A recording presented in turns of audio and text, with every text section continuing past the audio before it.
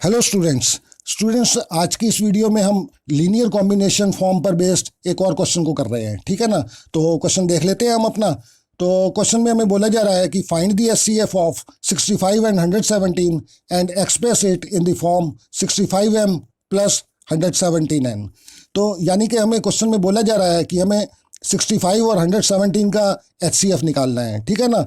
और उस एचसीएफ को हमें इस लीनियर कॉम्बिनेशन फॉर्म में जो है उसे एक्सप्रेस करना है, यानी कि 65m प्लस 117n इस फॉर्म में इसके एचसीएफ को हमें एक्सप्रेस करना है। तो स्टूडेंट्स हमने अपनी पिछली वीडियो में ठीक इसी से मिलता जुलता एक और क्वेश्चन किया था। ठीक है ना। और उस वीडियो में मैंने अपनी पिछली वीडियो में आपको इस क्वेश्चन को किस तरह से किया जाता है और इसको किस तरह से इसके स्टेप्स लिखे जाते हैं वो मैंने आपको सारा समझाया था। ठीक है ना। तो शुरू करते हैं अपना क्वेश्चन और इसको देखते हैं कि किस तरह से इसको किया जाएगा। तो सबसे पहले इस क्वेश्चन को शुरू करने के लिए, जैसे कि मैंने अपनी पिछली वीडियो में बताया था, कि हम सबसे पहले अपना एक रफ वर्क कर लेते हैं साइड में, ताकि हम जब यूक्लिड डिवीजन एल्गोरिथम के स्टेप्स लिखें तो हमें दिक्कत ना हो। ठीक है ना। तो सबसे पहले हम इसको अपना रफ वर्क कर लेते हैं। तो रफ वर्क में सबसे पहले हम अपना यूक्लिड डिवीजन लीमा जो है उसको लिख लेते हैं। तो हमारी यूक्लिड डिवीजन लीमा होती है a is equal to b q plus r. तो a is equal to b q plus r. और जैसे कि हम जानते ही हैं a हमारा डिविडेंट होता है और b जो है हमारा डिवाइज़र होता है। और जब हम डिवीज़न करते हैं तो हमें एक क्वोशेंट मिलता है और डिवीज़न के एंड में हमें एक रिमाइंडर मिलता है। ठीक है ना। तो ये हमने अपने साइड में लिख लिया। अब जो है हम रफ वर्क में ही जो है इन दोनों का एचसीएफ निकाल लेते हैं। तो जैसे कि 117 बड़ा है तो ये हमारा डिविडेंट होगा और ये 65 जो है हमारा डिवाइज़र होगा। तो इसको हम डिवीज़न कर लेते हैं इसकी। तो 117 को डिवाइड करेंगे हम 65 से। तो 65 को अगर हम डबल कर दें तो ये हो जाएगा 130, यानी कि इससे बढ़ जाएगा। तो इसका मतलब ये वन टाइम ही जाएगा। तो यहाँ पे आ जाएगा 65। तो 7 में से 5 गया 2 और 11 में से 6 गए 5। ठीक है ना। तो अभी हमारा जो है रिमाइंडर जो है अभी 0 नहीं आया है। ठीक है ना। तो अभी हम फिर इसको करेंगे एक बार और डिवाइड। तो अब की बार हमारा डिविडेंड 65 हो जाएगा। 65 को हम डिवाइड करेंगे 52 से, तो ये वन टाइम ही जाएगा। तो 5 में से 2 गया 3 और 6 में से 5 गया 1। ठीक है ना। अच्छा, अभी भी हमारा रिमाइंडर 0 नहीं आया है, तो इसका मतलब जो है हम एक बार और इसको फिर से करेंगे। तो आपकी बार डिविडेंड 52 हो जाएगा हमारा और इसको 13 से हम डिवाइड कर देंगे।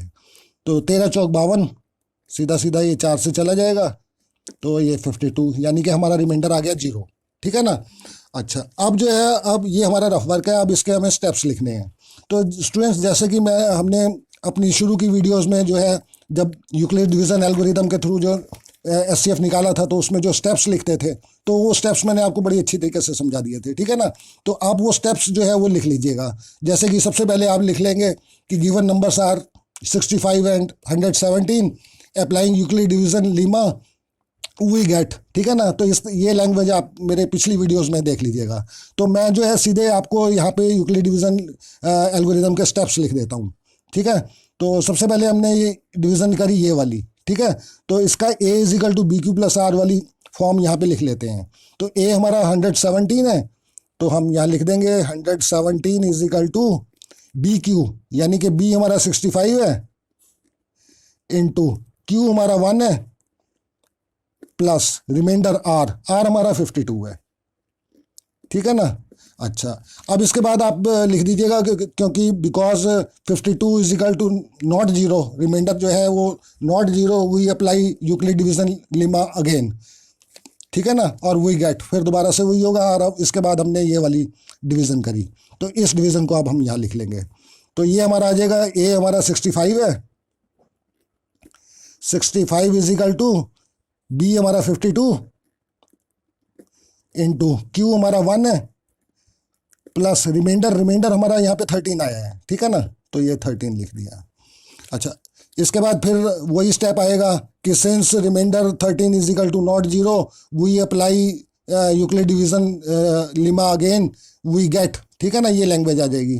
तो उसके बाद हमने ये वाला स्टेप करा, तो इसका हम लिख देते हैं अब, यानी कि इसका a जो है हमारा वो है 52 52 इज इक्वल टू बी हमारा 13 है और क्यू हमारा 4 प्लस रिमाइंडर हमारा यहाँ 0 आ गया। तो ये 3 स्टेप हमारे इसमें आ गए यूक्लिड डिवीजन एल्गोरिथम के, ठीक है ना। तो अब हम इसको स्टार्ट करते हैं, इसको अपने क्वेश्चन को। तो अब हम लिखेंगे देयरफॉर HCF,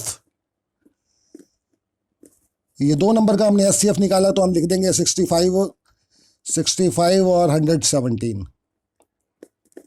इसका HCF हमारा ये आ गया, ये लास्ट का जो डिवाइजर होता है ये हमारा HCF होता है, ठीक है ना। तो ये हमारा 13 आ गया, तो ये हमने लिख दिया, ठीक है। अब जो है हम लिखेंगे टू रिप्रेजेंट HCF, यानी कि टू रिप्रेजेंट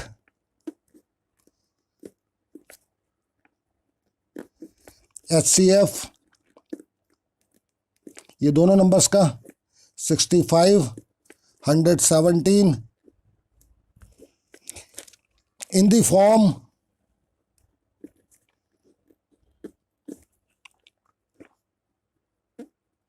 जो फॉर्म ऊपर दी गई है उसे लिख देते हैं 65M प्लस 117N, ठीक है ना। अब हम इस HCF को इस फॉर्म में लिखेंगे। तो स्टूडेंट्स, जैसे कि मैंने आपको बताया था कि ये जो पहली वाली इक्वेशन है इसको हम पहली मान लेते हैं, इसको हम सेकंड इक्वेशन मान लेते हैं और इसको हम थर्ड इक्वेशन मान लेते हैं। तो इस फॉर्म में लिखने के लिए हम जो यूक्लिड डिवीजन एल्गोरिथम के स्टेप्स हैं इसमें हम नीचे से ऊपर की तरफ चलते हैं, ठीक है ना। और जो हमारा लास्ट स्टेप जिसमें रिमाइंडर हमारा 0 होता है उसको हम कंसीडर नहीं करते हैं, ठीक है ना। तो इस केस में जो है हम ये सेकंड स्टेप से शुरू करेंगे, यानी कि ये वाला स्टेप लेंगे और इसमें जो 13 है वो 13 हमारा जो है ये HCF इसमें हमें दिखाई दे रहा है, ठीक है ना। तो इसको हम ले लेंगे इस इक्वेशन को। तो हम लिखेंगे फ्रॉम इक्वेशन 2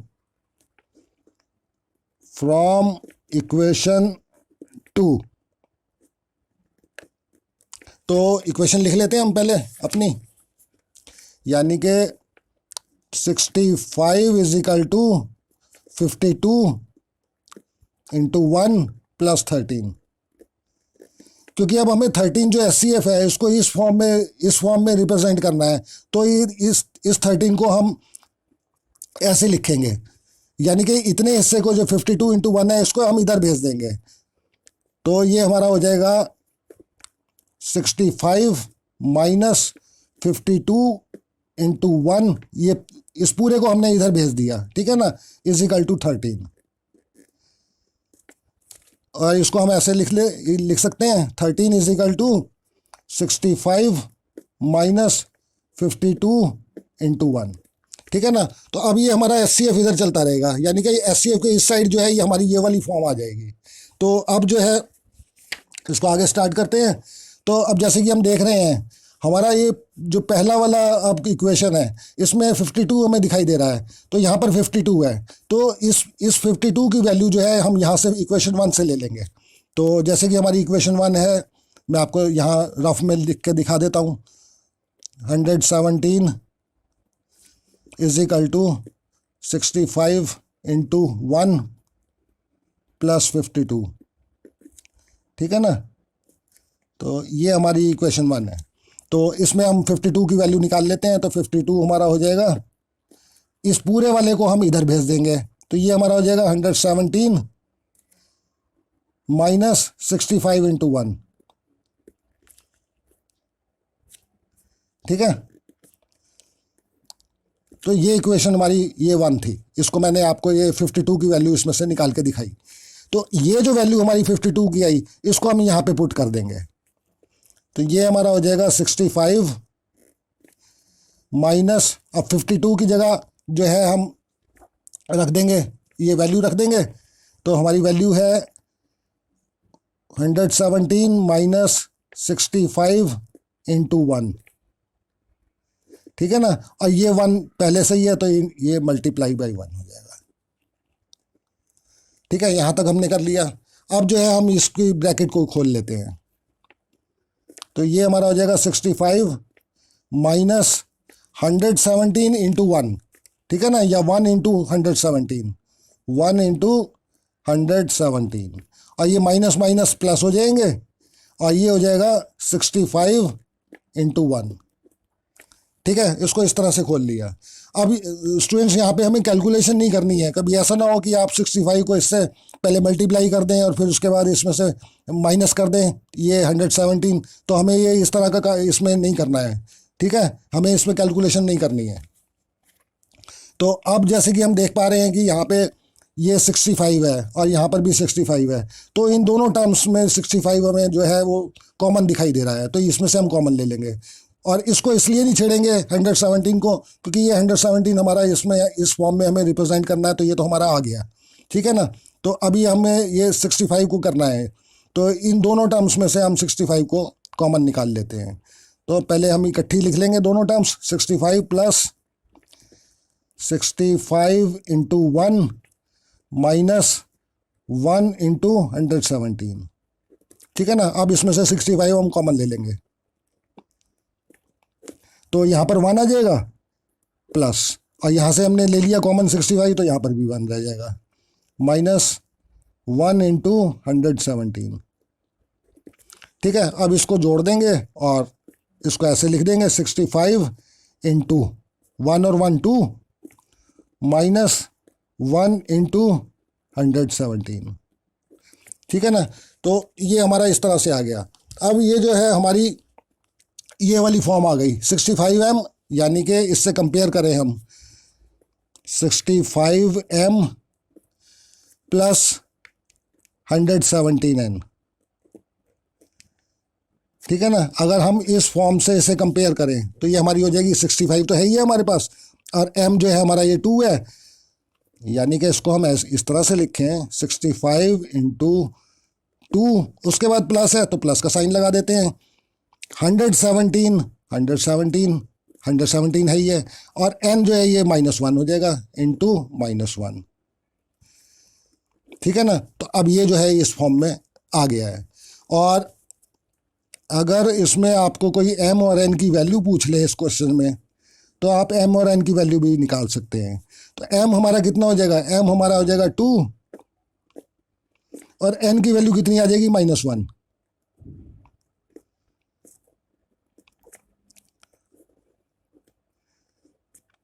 तो ये स्टूडेंट्स क्वेश्चन को जो है इस तरीके से हुआ, और मैंने इसके जो है सारे स्टेप्स आपको बड़ी अच्छी तरीके से समझा दिए हैं।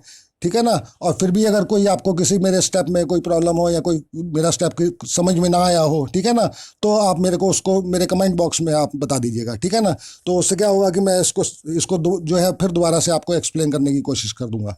तो स्टूडेंट्स, आप मेरी वीडियोज़ को लाइक करें, शेयर करें, और अपने दोस्तों के साथ जो है मेरी वीडियोस को शेयर सब्सक्राइब जरूर कराएं मेरी चैनल को। ठीक है ना, तो स्टूडेंट्स मिलते हैं अपने फिर नेक्स्ट वीडियो में अपने एक नए क्वेश्चन के साथ। तब तक ओके बाय, थैंक्स।